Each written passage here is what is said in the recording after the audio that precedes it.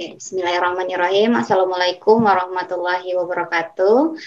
Senang sekali, uh, senang sekali saya diberikan kesempatan untuk bertemu dengan teman-teman mahasiswa semuanya yang semangatnya luar biasa, yang curiosity-nya juga berjalan lurus lah ya dengan fase perkembangan remaja dan dewasanya.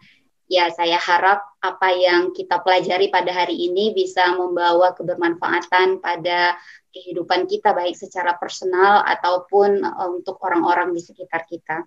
Tadi udah panjang lebar ya, udah ada puji syukur, sholawat juga, jadi saya langsung aja ya, supaya kita tidak wasting too much time. Di sini teman-teman, saya pengen menyampaikan, karena di sini saya tidak berusaha untuk membuat teman-teman itu nanti mengikuti apa yang saya yakini, tetapi saya akan memberikan sebuah perspektif yang nantinya teman-teman lah sebagai manusia yang berdaya yang akan mengambil keputusan apakah aku akan obey dengan parentku atau decline gitu. Aku akan ikut atau justru aku akan menolak. Struktur umur penduduk Indonesia itu didominasi oleh generasi milenial dan generasi Z.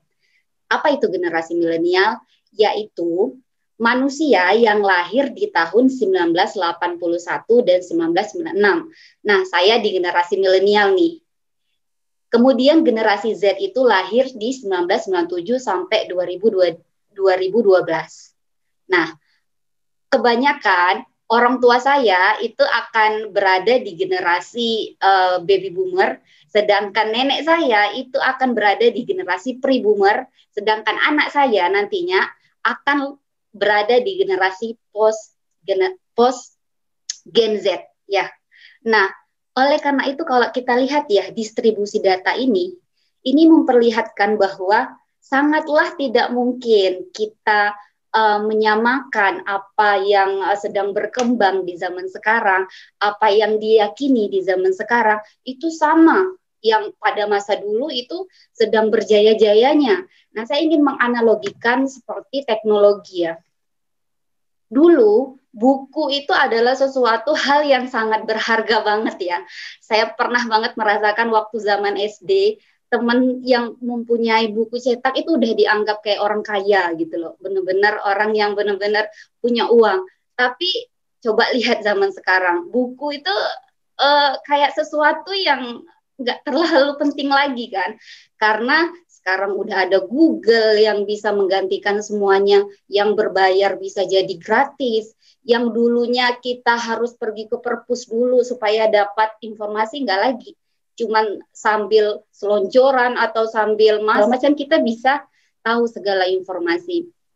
Begitu juga kayak mesin tik yang sekarang udah jadi komputer, kemudian telepon yang udah jadi smartphone, kemudian jam analog yang udah jadi smartwatch. Nah, hal ini memberikan kita sebuah gambaran ya, bahwa dari perumpamaan ini, teknologi yang dulunya merupakan sesuatu yang sangat wow di zamannya akan selalu berkembang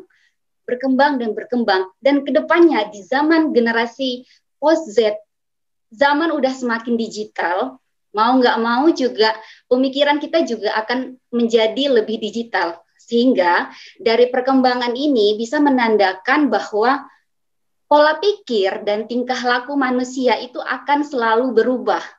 Pada zaman dulu, sesuatu perilaku atau suatu sikap merupakan suatu hal yang dianggap normal, tapi di zaman setelahnya, apakah ini dianggap normal? Tentu saja tidak selalu gitu. Nah, ini juga merupakan suatu perumpamaan yang saya temukan di dalam kehidupan secara personal ya. Katanya tuh zaman dulu anak-anak tuh selalu nurut keinginan kedua orang tuanya. Zaman sekarang anak tuh lebih suka bangkang gitu ya. Nah, benar nggak sih demikian? Apakah anak sekarang itu justru lebih kritis, lebih asertif, lebih analisis, lebih logik? Itu yang sebenarnya harus kita highlight gitu.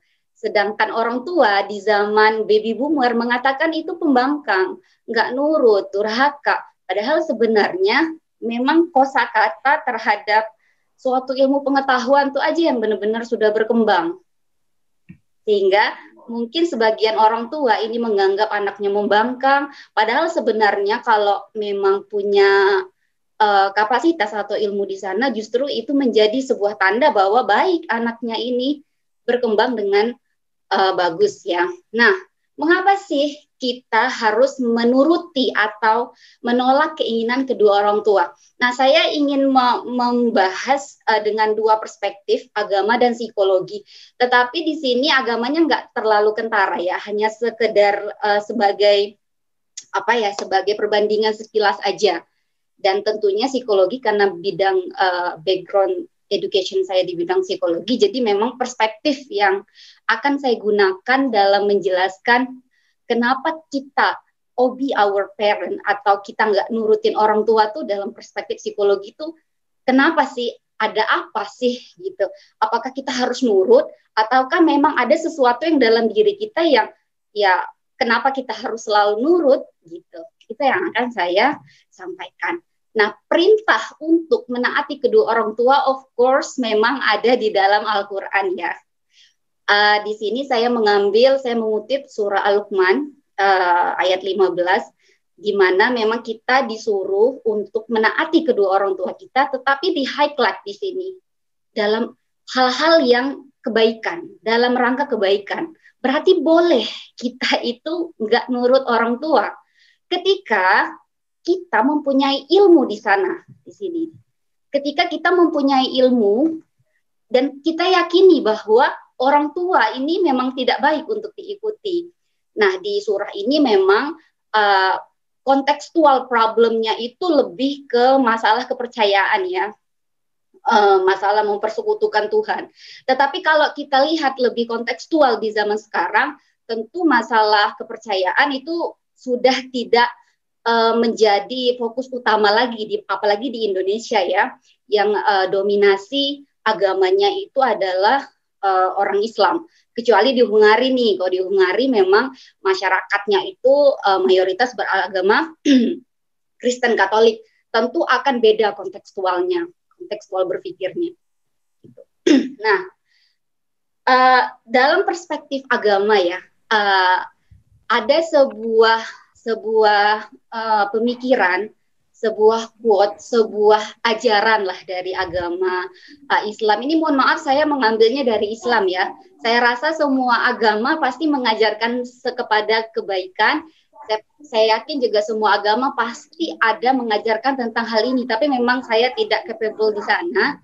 Jadi memang yang saya highlight dari Islam. Mohon maaf ya kalau di sini ada yang beragama non-Muslim. Nah, di usia 0 sampai 7 tahun anak diperlakukan seperti raja. 8 sampai dengan 14 tahun anak diperlakukan seperti tawanan. Di usia 15 sampai 21 anak diperlakukan sebagai sahabat gitu. Nah, sekarang mari kita balik sudut pandangnya ya. Kenapa sih anak di usia 0 sampai 7 tahun tuh harus sebagai raja? Nah, kadang dalam perspektif agama, ketika kita disuruh untuk menaati, kita tidak diberikan penjelasan lebih lanjut. Kenapa hanya gitu?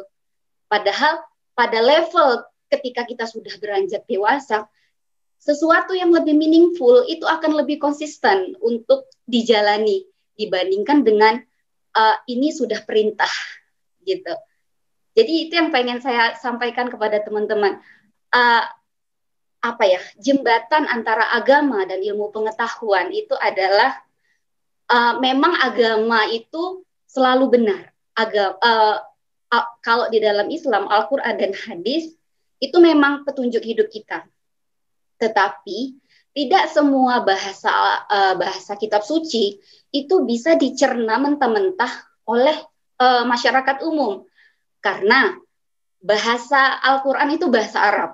Kemudian diterjemahkan ke dalam bahasa Indonesia, yang itu nggak bisa dicerna mentah-mentah, itu udah kontekstual ya, kontekstual bagaimana kondisi ayat Al-Quran itu turun. Kemudian bahasa yang udah terjemahan itu ditafsirkan lagi, dan tafsirannya itu menimbulkan berbagai perbedaan di kalangan ulama kan, ada yang ulama ini contohnya kayak hijab aja.